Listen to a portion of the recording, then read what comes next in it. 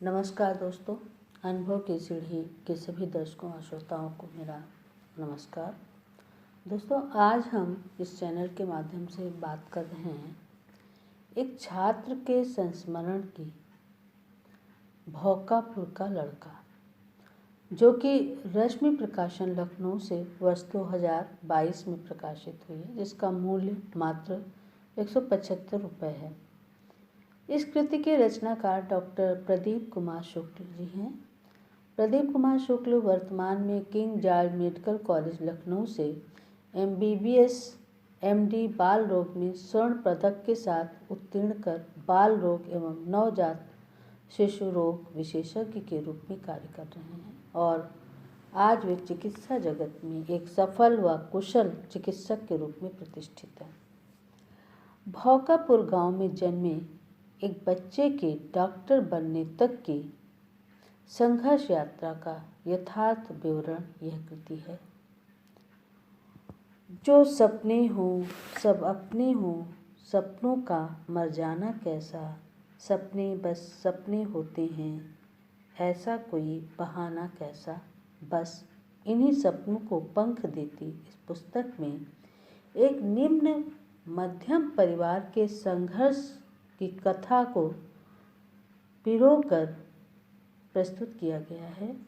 यह कथा ग्रामीण पृष्ठभूमि से निकलकर जीवन को बेहतर बनाने का स्वप्न देखने वाले बच्चे को प्रेरित करने वाली है। साथ ही उन तमाम अभिभावकों व शिक्षकों के लिए भी एक दृष्टांत के तौर पर हो सकती है, जो योग्यता का मापदंड केवल उत्तीर्ण प्रतिशत को ही समझते हैं और परीक्षा में नंबर गेम में पीछे रहने वाले बच्चों की प्रतिभा पर विश्वास नहीं कर पाते हैं। भूमिका में आदरणीय शंखधर दुबे जी का कथन ध्यातव्य है। वे लिखते हैं कि स्कूलों कॉलेजों में नंबर की गला काट प्रतियोगिता और साथ ही इस अंधविश्वास के दौर में कि जो 99% नहीं स्कोर करेगा उसका जीवन व्यर्थ। यह किताब ऐसे विश्वासों का सुखद खंडन प्रस्तुत करती है। लेखक हाई स्कूल, इंटर में तृतीय श्रेणी और BSc के पहले ही तीनों विषयों में ससम्मान फेल होने को मेडल की तरह प्रस्तुत करता है। इस दौर में यह किताब न सिर्फ प्रतियोगिता में लगे बच्चों बल्कि उनके माँ बाप के लिए भी उपयोगी हो सकती है, जो किसी भी कामयाबी को सिर्फ संख्या में देखने के आदी हो चले हैं। यह किताब जीवन में सपने देखने और जोखिम लेने की अहमियत को रेखांकित करती है। इस कृति का संपूर्ण कथानक प्रदीप शुक्ला का भोगा हुआ यथार्थ है, परंतु इसके विवरण इतने सटीक हैं कि हमारा और आपका सबका अपना यथार्थ लगता है, जो ग्रामीण परिवेश में रहते हैं या रह रहे हैं और वहाँ के शैक्षिक वातावरण को जिन्होंने देखा है।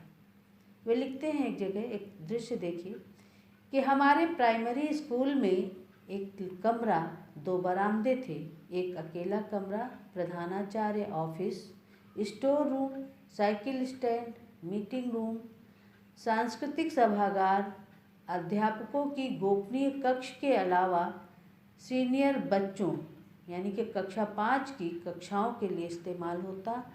बाकी बची 4 कक्षाएं दोनों बरामदों में या फिर महुए के पेड़ के नीचे लगती थी।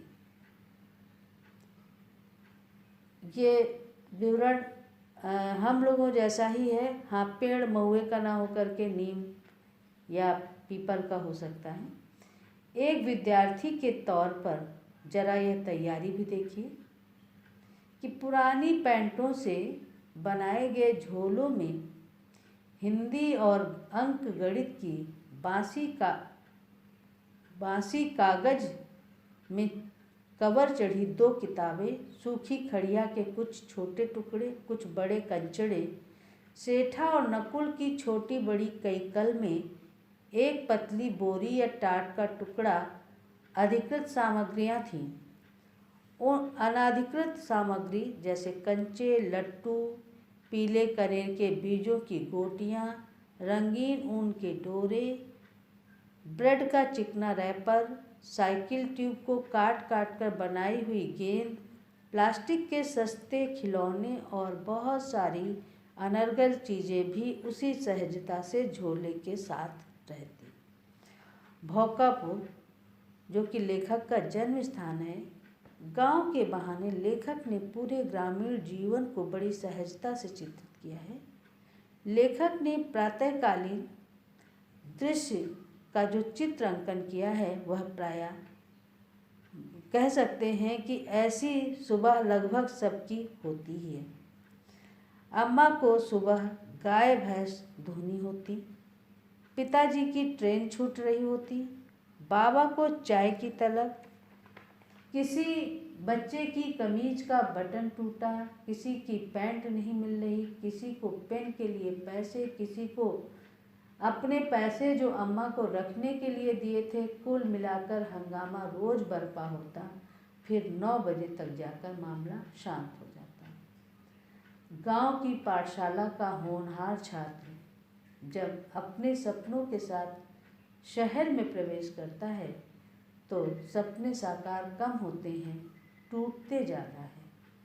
लेखक ने भी 3rd डिवीज़न के साथ हाई स्कूल पास कर शहर यानी लखनऊ की ओर रुख किया और लखनऊ के KKC कॉलेज में प्रवेश लेता है। अपनी मना स्थिति का वर्णन करते हुए वे लिखते हैं कि अपने प्राइमरी स्कूल का टॉपर लड़का यहाँ बिल्कुल बैक बेंचर हो गया था। न तो पढ़ाई होती थी, ना ही कोई कुछ पूछने वाला था। स्कूल में ना कुछ समझ में आता था। कोर्स की किताबों से अजीब सी घबराहट होने लगी। गांव से शहर तक की सफ़र की दुश्वारियों को इस पुस्तक को पढ़ते हुए महसूस किया जा सकता है। साथ ही यह कृति लखनऊ शहर के स्थानीय ब्यौरे को प्रामाणिकता के साथ प्रस्तुत करता है। राहें कितनी भी घनी क्यों ना हो, प्रातः जरूर आएगी। जयशंकर मिश्र जी की काव्य पंक्तियाँ हैं कि दुख की रजनी बीच विकसता सुख का नवल प्रभात। इसी को साकार करते हुए कथाकार डॉक्टर प्रदीप शुक्ल जी भी अपनी असफलता से सफलता की राह चुनने में सफल हो पाते हैं। उन्हीं के शब्दों में कि जीवन में पहली बार इस तरह की हार का फल चख रहा था, लेकिन न जाने क्यों यह फल इतना बुरा नहीं लग रहा था। शायद असफलताओं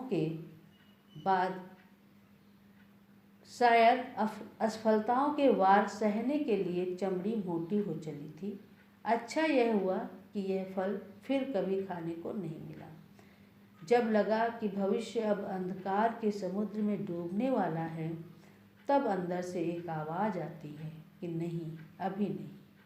तब मुझे कहाँ पता था कि भविष्य का सुनहरा सूरज बाहें फैलाए मेरा इंतजार कर रहा है।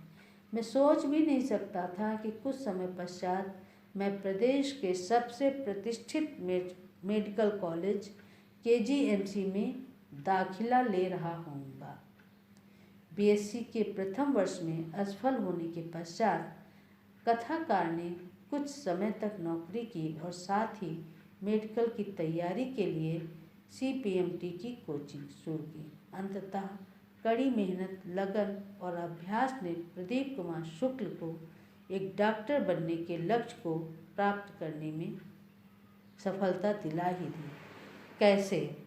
इस मंत्र को जानने और समझने के लिए इस कृति को पढ़ना दिलचस्प होगा। सर्वथा प्रेरक व पठनीय कृति। आत्मकथात्मक शैली में आम बोलचाल की भाषा में लिखी गई विशिष्ट कृति को रचने हेतु डॉक्टर प्रदीप कुमार शुक्ल जी को साधुवाद, बहुत बहुत बधाई। दोस्तों, मुझे लगता है कि ये चर्चा आपको पसंद आई होगी। हम अगले सप्ताह फिर एक नई पुस्तक के साथ मिलेंगे।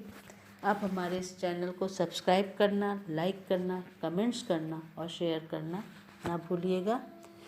आपका स्नेह हमारा संबल है। हम फिर मिलेंगे, मिलते रहेंगे। धन्यवाद।